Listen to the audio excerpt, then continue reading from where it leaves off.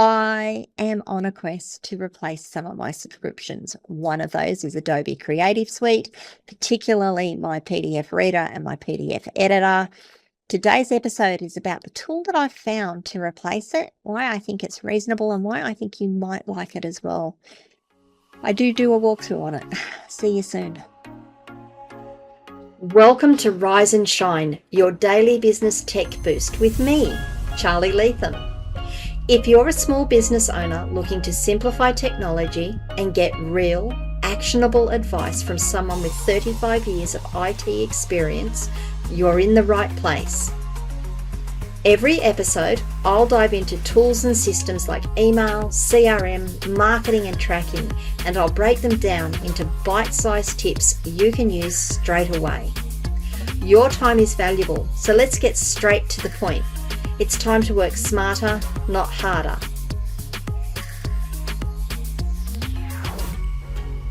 Rise and Shine. It's your dose of business tech inspiration with me, Charly Leetham.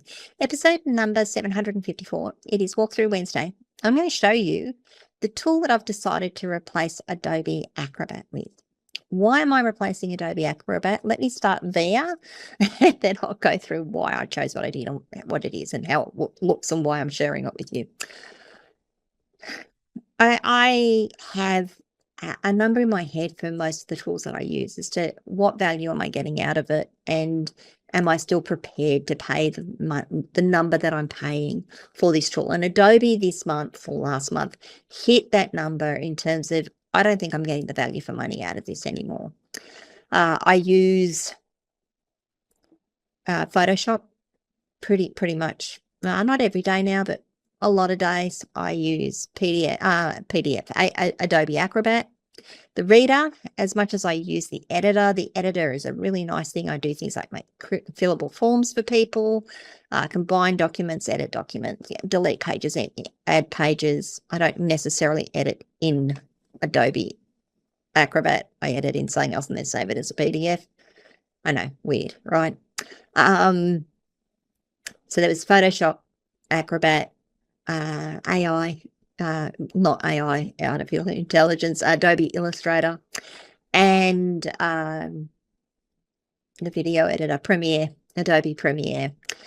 None of those I used in any great angle, so my value for money was becoming less and less and less for the number I was paying. And I got to a point of, I know what I need to replace. The other things that I can't replace, I can either contract to someone who's already got those tools and can do it for me, or I can find replacements for them. And I'm sure I can find replacements for them. There are things coming out now that, are ranking higher. So I did a lot of searching, did a lot of watching of YouTube videos as well, just to see what people were saying, what they were doing, looking at their walkthroughs. I've done the work so you don't have to do it. I think that's how it goes. I'm going to show you PDFGear today. That's what I've decided to, at least for the next little while, use instead of Adobe Acrobat. I might change my mind on that later, but so far I've been pretty happy with it, and I thought I'd just show you guys. Now, there's one thing that I really, really love about PDFGear that was really starting to annoy me on Adobe Acrobat. There's two things. One, Adobe Acrobat was really bloated. It took a long time to load, and then when I loaded it, it had all this stuff. I do this and do that and do the, and my interface was cluttered, and it was really hard. I found it really hard to work in. I'm sure others have found ways around that, but I found it really hard to work in when I just wanted to do a quick job. And there's so much there. The other thing was it was forcing me to save my documents in the cloud, and I really, really, really hate that. I don't want to save my documents in the cloud. I have security issues around it. I have privacy issues around it. I want to save them on my computer, and if I want to replicate them to the cloud, then I want to do it. I don't want to be forced to replicate them or save them automatically into the cloud. The other part of that is it's into Adobe's cloud. So as soon as you start to meet your storage limits, you've now used up all your storage. You need to buy more storage. So now I've got to run the process of what's actually been stored in the cloud. What do I need to delete? What don't I need anymore? Because you're forcing me to save everything there. I'm sure there's rubbish that's being saved there. I don't see that with PDFGear. I found PDFGear, which is the tool I'm going to show you. It's really light. It feels really light to me. Feels really easy to open up and get into. So what I'm going to do today is just very quickly show you where to find it, open it up on my computer. Let's open on my computer, and then just go through some of the features of it. I hope it's useful to you. I'd love to know. So please let me know if this sort of stuff is good for you, if it's useful, if it's of interest. I don't know. I just thought it would be something that you guys might enjoy looking at. So without further ado, let me go share some screens and we'll get into this. Okay, so here is my screen, my web screen, my browser screen. Sorry, it's Monday morning. I haven't had enough coffee. Maybe I haven't had enough coffee. Let me do this again. This is the website, PDFGear.com. It'll be in the show notes so you can go look at it. No referral link. It is just go have a look and see how you like it. PDF tasks made easy. Typical sales site. I'm not really going to run through it, but you can have a look at the things you can do with PDF Gear. There's some AI functions that I haven't even got into yet. The PDF software, PDF Gear for Windows, iOS, Mac OS, Android. So you've got mobile apps, Mac apps, and the Windows app, which is what we're going to look at today, the Windows app. It's not a Linux app, unfortunately, but yeah, we'll work that out. And then you've got some online tools. So if you just want to give them a try out and see what they can do for you, have a look at the online tools. If you've got something that you want to convert from to PDF, like Excel or Word, sorry, let me just go back. If you want to go from a PDF to a Word document or a PDF to an Excel document, give them a go, see how it runs. PDF to Photoshop, see how you go with it. It's pretty good. You can do e-signed PDFs, you can do signed PDFs, you can extract them, rotate, you can do all sorts of things. There's a whole heap of tools online that you can use. More utilities that I haven't even looked into yet, and their resources. But to get started with this on Windows or Mac, come to the website, hit the free download button, save it off, go and execute the file and install it. I'm not going to go through the install. Standard install, nothing you need to worry about. Touch wood, nothing you need to worry about there. Once you've got it installed, you can then open it up. And this is what it looks like when it opens. I absolutely love this. I love how clean it is. You do have your recent files here. Normally I cleared them because I tend to use PDFs a lot. I open them, read them, do things with them. But you can clear it, which is good. So if it gets cluttered and you really don't care, you can clear it. And then you've got two options on the left-hand side. You can open a file or you can create a file. You've got your hot tools. You can do PDF to Word, Word to PDF, all of those things. You can convert from a PDF. You can convert to a PDF. You can merge and split a document. And then you've got all the tools here. Nice, clean interface. I love it.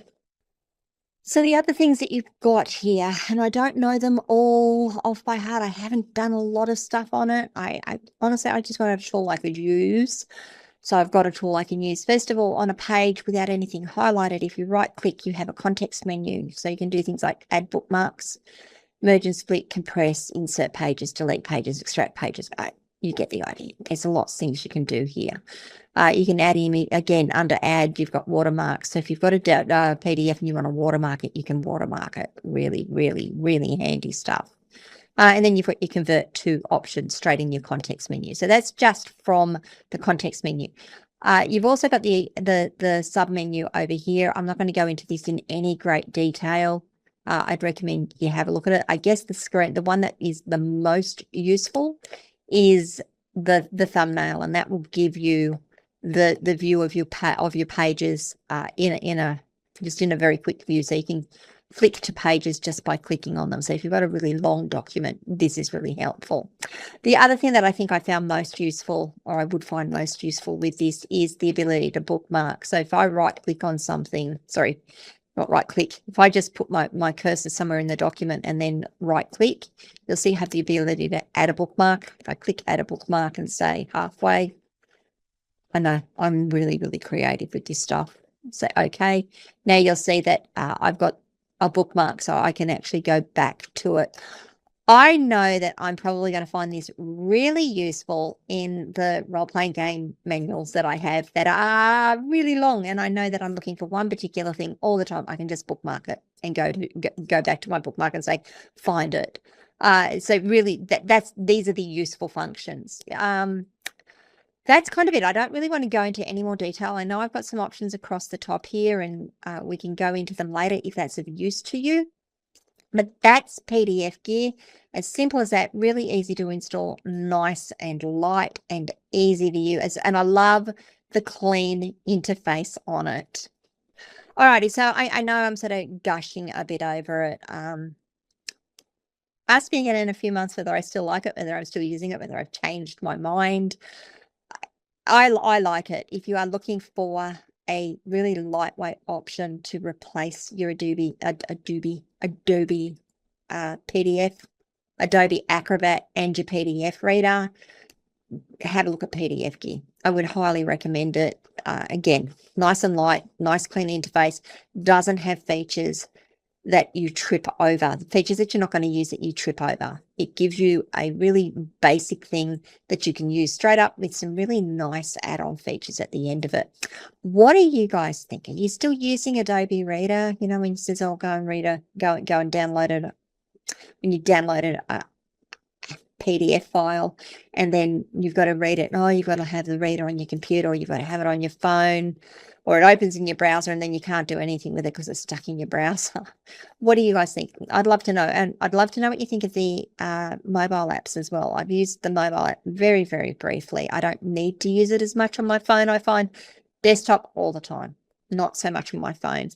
I'd love to know what you think. Leave comments wherever you're watching or listening to this episode. If it was useful, please consider giving the episode a like and maybe share it with a friend. And if you haven't already done so, please do subscribe to the channel and ring the notification bell so you can find out when I drop more content. Lastly, I offer a free 30-minute breakthrough session. If you need help with any of this sort of stuff, I just want to talk through strategies on, well, I've got all these tools. Is there something I can replace them with? I'm thinking of this, I'm thinking of that. I'd love to have a chat to you and just see if I can help you. See if I can help you. That'll do. All right, guys, that's it for today. I will see you on Friday for Firewall Friday. Have a great week. And honestly, I'd love to hear from you about what you're thinking. Talk to you later. Bye.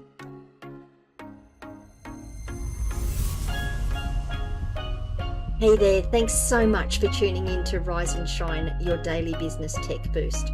I hope today's episode gave you some actionable insights that will make your business tech work smarter for you.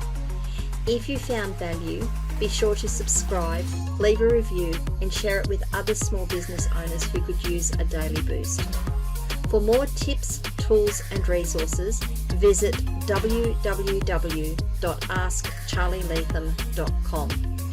Until next time, keep rising, keep shining, and let's make tech simple together.